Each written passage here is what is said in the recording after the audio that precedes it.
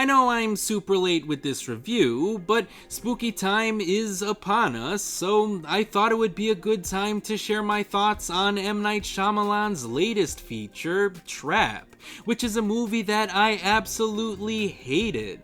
The story focuses on a serial killer who tries to evade a police blockade while attending a concert with his daughter. And while that does sound like a rather outlandish premise, it's just something you have to accept while watching this movie.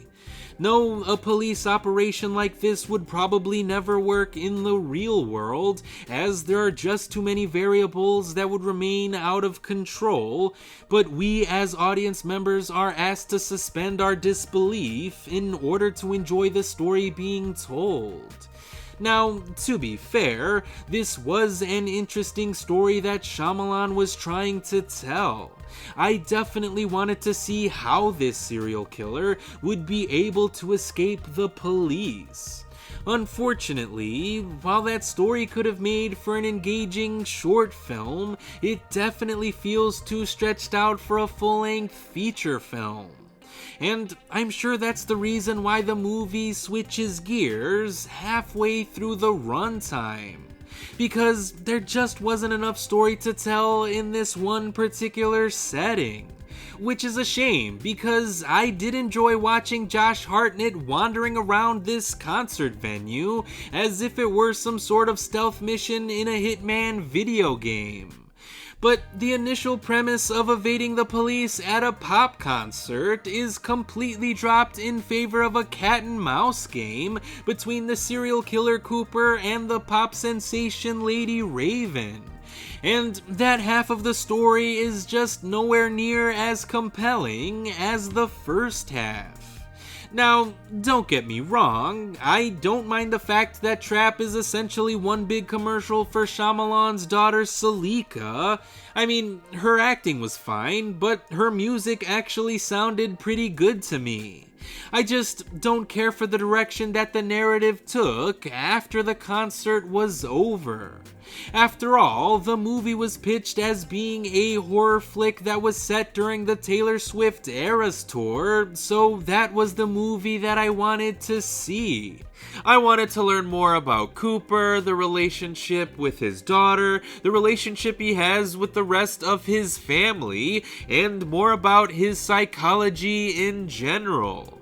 But all of that gets thrown out of the window just so we can spend some unnecessary time with Shyamalan's daughter. And that is a damn shame, especially since Ariel Donahue and Alison Pill do a great job of portraying Cooper's daughter and wife respectively. Hell, I would have settled for seeing more of Harley Mills' doctor character, since she seemed to have an interesting connection to Cooper that is never explored at all. These are relationships that could have been developed further if less time was spent on Salika's character.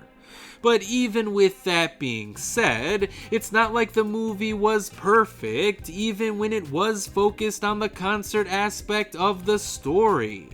I mean, this is a Shyamalan movie we're talking about, so Trap is filled with the typical Shyamalan-isms that you may have come to expect. The acting is oddly stiff, the dialogue is very unnatural, the editing is rather jarring, and the story, of course, has several unnecessary twists involved.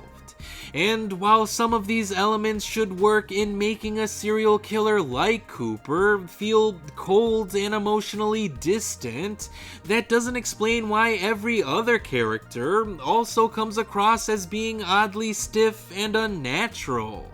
I mean, Josh Hartnett does a pretty decent job of leading this film, but his acting is probably the only good thing that I have to say about this movie in general. Aside from the music, I guess, and that definitely is a disappointing thing for me to say, since Shyamalan's last feature, Knock at the Cabin, was one of my favorite movies of last year. But Trap is probably one of my least favorite Shyamalan films ever, and it would definitely not get a recommendation from me.